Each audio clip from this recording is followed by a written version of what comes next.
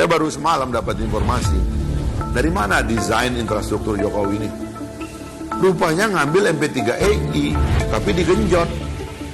MP3EI itu di zaman Pak SBY, itu kan saya tanya itu orang PU yang bilang ke saya, Pak itu MP3EI Pak. Itu kok, jadi ya itu memang nggak ada desainnya. Begitu Pak Jokowi, politik nggak bisa, ideologi salah. Ya, terus ini mentok, dia lihat. Ini ada sohib saya ini, Menteri PU nih. Ya, kita bikin jalan aja yuk, ini nggak repot di sini ya. Ayo bikin jalan. Dia ambil MP3I, gunting pita sana kemari. Di tengah jalan bleeding. BUMN berutang lebih besar dari utang yang pernah ada sepanjang sejarah. Lebih besar daripada utang pemerintah. Utang pemerintah juga tinggi. BUMN sudah mau dijual. Katanya mau mengalahkan Petronas untuk Pertamina. Pertaminanya bangkrut.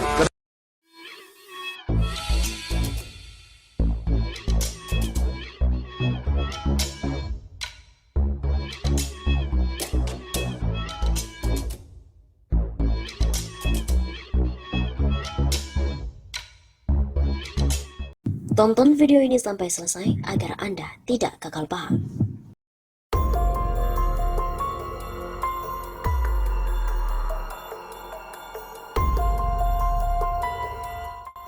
Death is coming, Mr. President.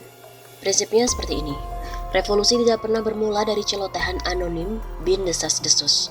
Perubahan besar berawal dari manusia konkret, argumennya berdasar dengan nalar kuat, bukti yang solid, rangkuman suasana kebatinan masyarakat yang nyata akan krisis, dukungan politik yang berbasis moral, etika dan nurani, serta langkah kaki yang jujur serta berani.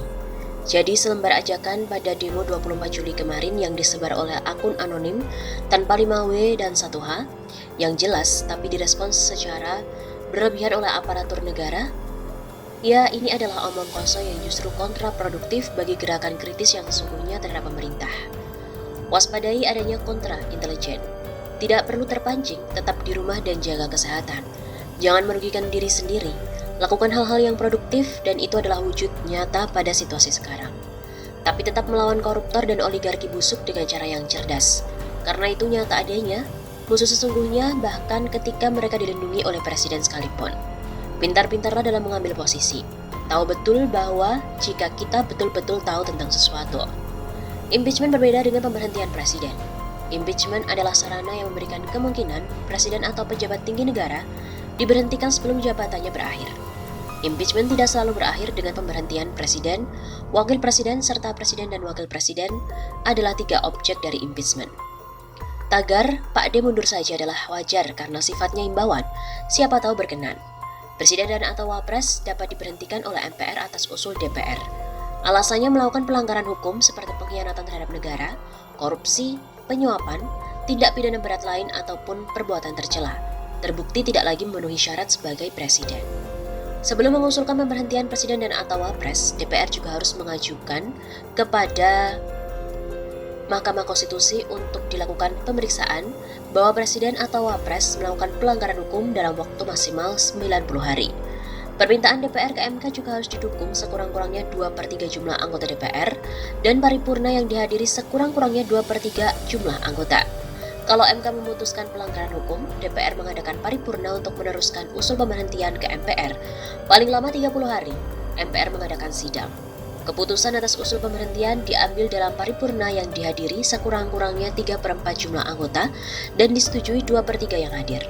Setelah presiden dan atau wapres diberikan kesempatan menjelaskan dalam paripurna. Begitu cara main konstitusionalnya.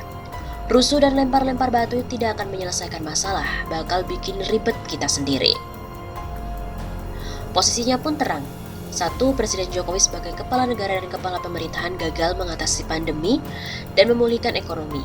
Sejalan dengan kesimpulan Litbang 22 Juli yang menyatakan kebijakan yang tidak efektif harus dibayar dengan nyawa yang melayang. Untuk memenuhi separuh target pun pemerintah kesusahan. Selama PPKM darurat ini belajar bahwa perburukan dapat tereskalasi dengan sangat cepat. Membohongi diri bahwa situasi masih terkendali tidak akan membuat pasien sembuh dan tidak akan membuat virus itu menghilang.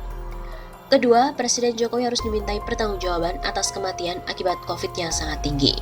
Orang sakit bisa disembuhkan, tapi tingginya kematian menunjukkan ada yang sangat tidak beres dari kebijakan layanan pemerintah dan sistem kesehatan. 3. DPR perlu memanggil dan meminta pertanggungjawaban Jokowi untuk memeriksa lebih jauh kemungkinan kesalahan pembentukan kebijakan pemerintah, korupsi penyuapan dalam penanganan pandemi. Perbuatan tercela Presiden, Wapres, dan pejabat tinggi negara itu kemungkinan menjadi pelanggaran aturan formal dan etika lainnya. Jika para wakil rakyat diam atau mengelak, mereka adalah bagian dari kerusakan. Yang keempat, perburuan terhadap birokrat, termasuk pejabat BUMN, pebisnis hitam yang korup dan merugikan negara, dulu dan sekarang. Pecat segera yang busuk, tidak cakap, kejar koruptor untuk mengembalikan kerugian keuangan negara. Seperti kita tahu, bagaimana pemimpin yang buruk itu. Dalam Islam, kepemimpinan itu sangat penting. Ibadah sholat berjamaah harus ada pemimpin yang disebut imam. Komandonya juga harus diikuti oleh pengikutnya sepanjang sesuai aturan yang dalam hal ini adalah syariat. Mendahului gerakan imam, telak celaka di akhirat. Berubah bentuk menjadi keledai, syuratahu syuratahimar. Hadis riwayat Bukhari Muslim. Suatu larangan berat, pemimpin itu harus ditaati. Jika imam salah, maka makmun harus menegur dengan santun. Subhanallah, hanya Allah yang suci, engkau imam ada salah. Bila imam bandel, sudah batal tidak mau mundur, maka imam harus diganti. Demi keselamatan semua jamaah. Yang di belakang imam juga harus berani maju menggantikan posisi imam. Bahasa politiknya kubditat. Bila berpergian bertiga, salah seorang harus diangkat menjadi imam safar. Begitu hadis riwayat Abu Daud mengingatkan. Berpergian saja harus ada pemimpin, apalagi dalam kehidupan sehari-hari dan juga pergaulan sosial. Islam sangat peduli pada aspek kepemimpinan ini. Pemimpin harus amanah dalam menjaga kebaikan dan kemaslahatan umat. Hal ini menyangkut pertanggungjawaban kehidupan di dunia maupun di akhirat. Ada pemimpin yang dikualifikasikan buruk menurut agama. Mereka antara lain yang disebut penipu, gemar menipu yang dipimpinnya menipu rakyatnya. Kepentingan diri dan kelompok sering membuat pemimpin itu sengaja ataupun terpaksa menipu rakyatnya. Begitu juga pemimpin buruk adalah biasa berdusta pada orang yang dipimpinnya, sementara orang-orang di sekelilingnya mendukung dan melindungi keburukan serta dustanya. Maka jika muslim, mereka tidak diakui sebagai umat Nabi Muhammad SAW. Akan ada setelahku nanti para pemimpin yang berdusta. Barang siapa masuk pada mereka dan menyatakan kebohongan mereka dan mendukung kezaliman mereka, maka dia bukan dari golonganku dan aku bukan dari golongannya. Mereka tidak bisa mendatangi telagaku. Hadis riwayat Ahmad dan An-Nasai.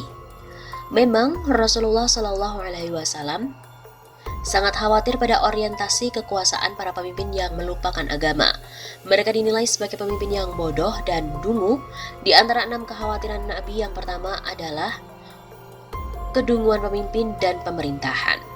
Pemimpin yang gemar menipu atau berbohong atau pula bodoh dan dungu, mereka adalah pemimpin yang buruk, karena tidak pernah berorientasi atau peduli pada nasib yang dipimpin atau rakyatnya, zalim dan juga tidak adil.